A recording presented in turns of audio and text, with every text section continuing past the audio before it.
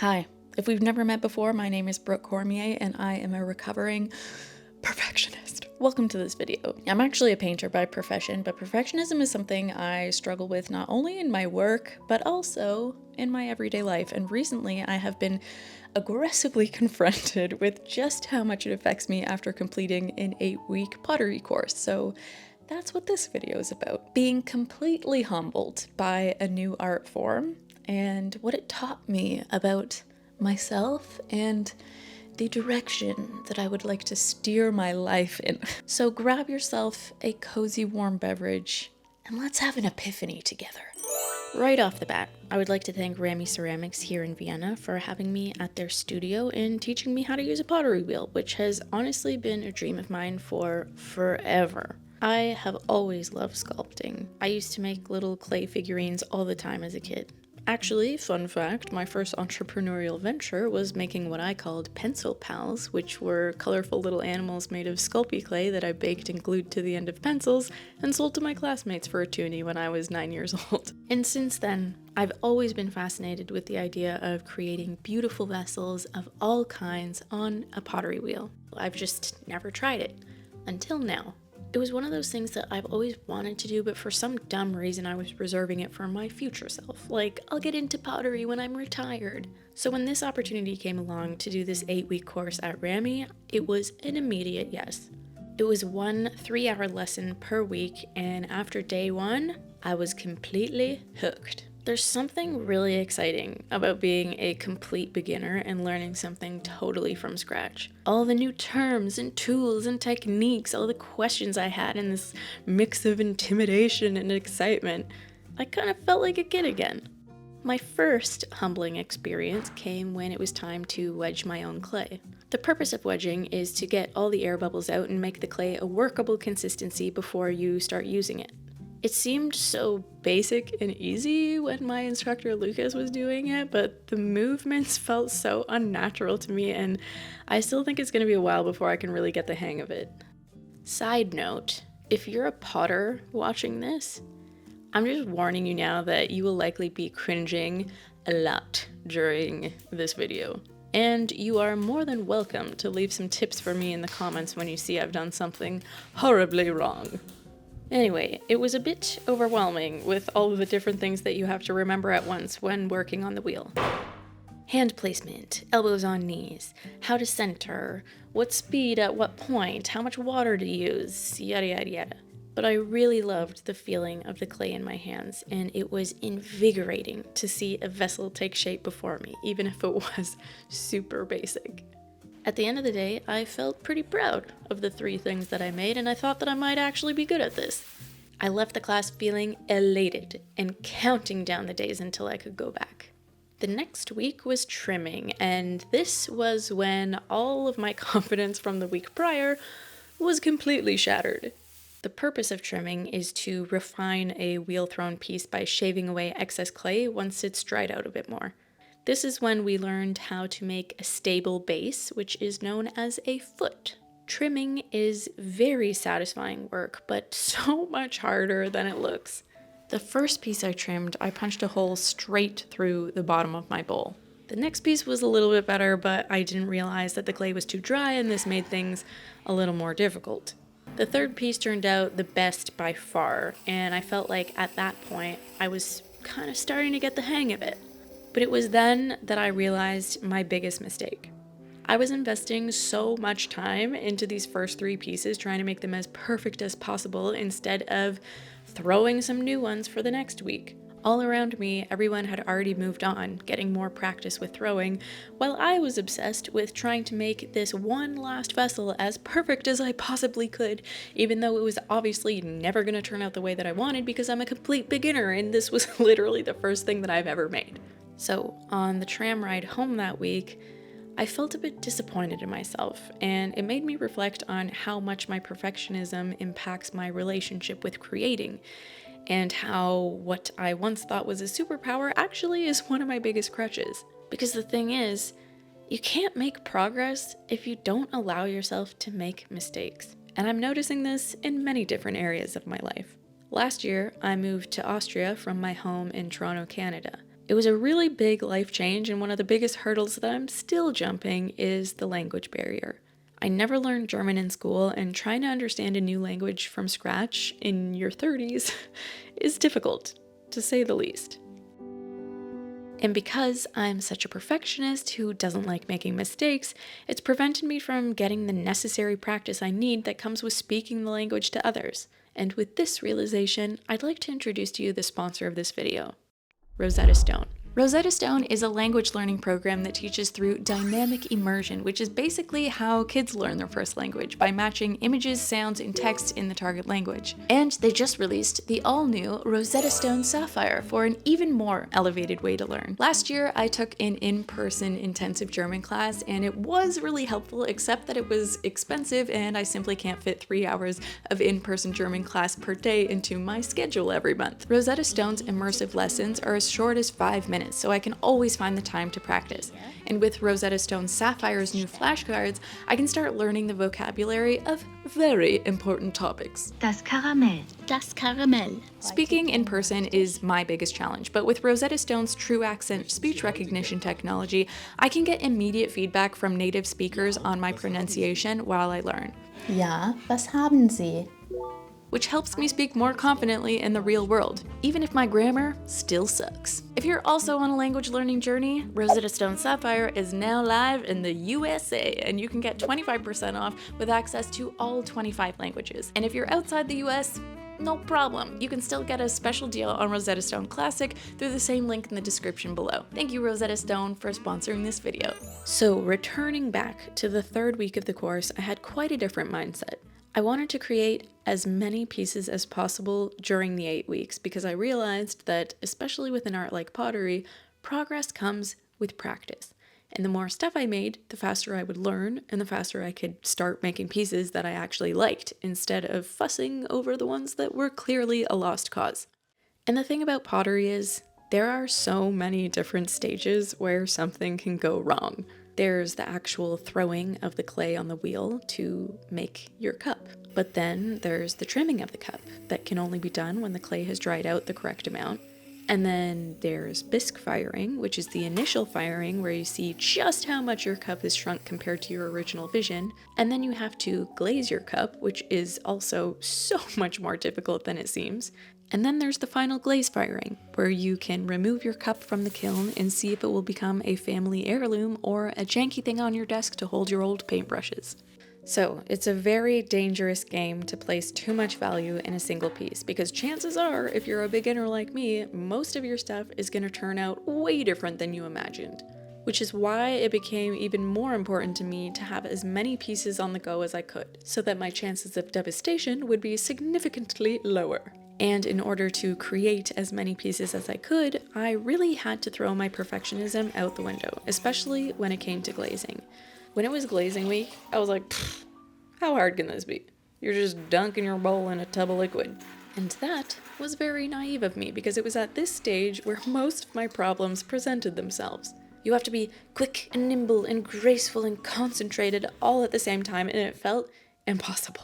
This was a stage where some of the pieces that I thought would be my favorite turned to shit, and the others that I thought would be terrible ended up being my favorite. This is where a little thing called detachment really comes in handy. If you can just detach yourself from the end result, it allows you to be pleasantly surprised when things do work out and not lose any sleep at night when they don't. I think that not being too attached to the final product also really helped me enjoy the process more. That way, I don't put myself in this state of anxious anticipation, but just simply enjoy creating something with my bare hands. And this is something I would like to carry with me through many different areas of my life.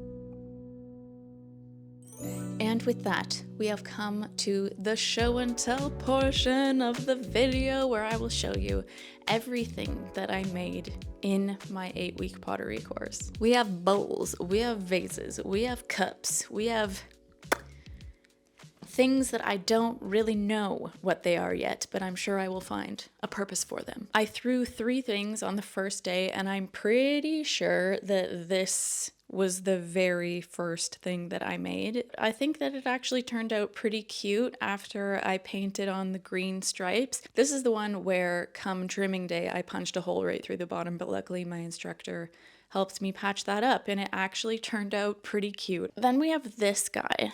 And this one I also think turned out kind of cute. I really like the pink glaze, and I was not intending to do these kind of scalloped edges, but I messed it up and then I just rolled with it, and that's how that was born. You can't really see, but it is very heavy because I have not gotten the hang of making a thinner bottom. I got a lot of thick bottom babes in my collection at this time. On the first day, I also made this little member where I was like, ooh, she's got curves. And I was actually very proud of myself when I was able to kind of like do this curvy situation. The glazing, I don't know what happened. I wanted to do like a dunk of one and a dunk of the other, and it just kind of, it blended into whatever this is, but it's okay. And the foot of this one, it's pretty nice. If you're wondering what the 803 means on the bottom of all the pieces,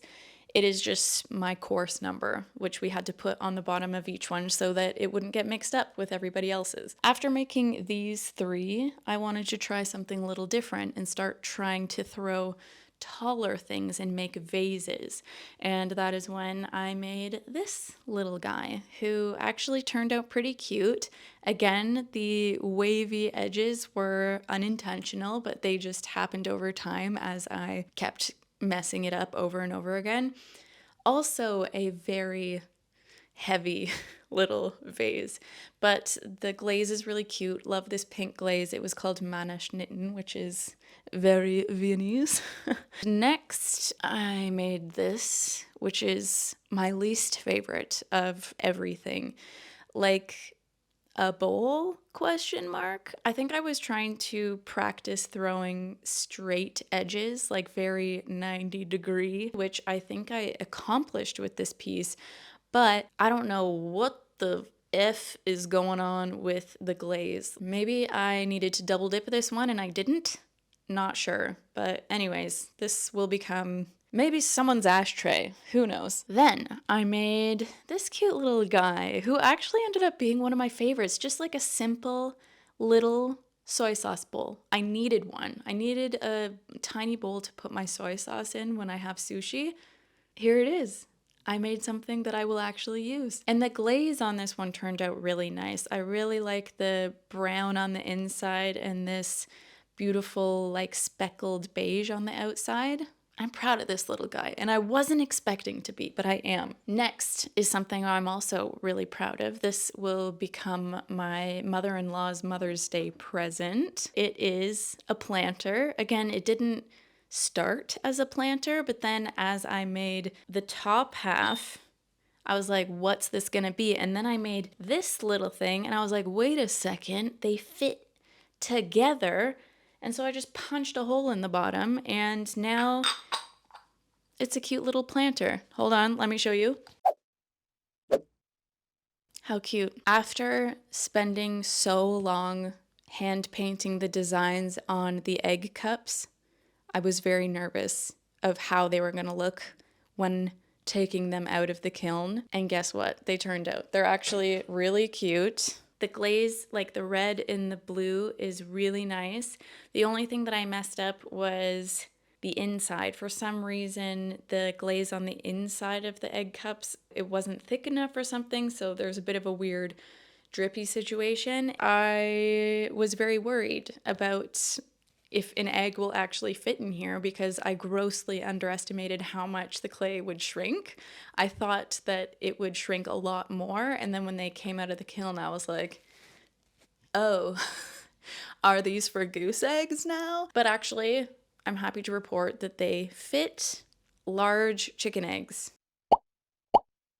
Now we have moved on to, I think, my favorite ones. And this, I have to preface showing you these last two pieces with my goal. My overarching goal in this pottery course, other than obviously overcoming my perfectionism, was to be able to make a vase. Like my dream. Okay, let me tell you my dream. This is a super artwork that I have a vision for. What it is I grow flowers in my garden. Okay, that's step one. Make a garden, grow my own flowers. Step two, make a vase, make my own vase to then arrange a bouquet from my garden in. Step three in the super artwork is to make a still life painting of the flowers that I grew in the vase that I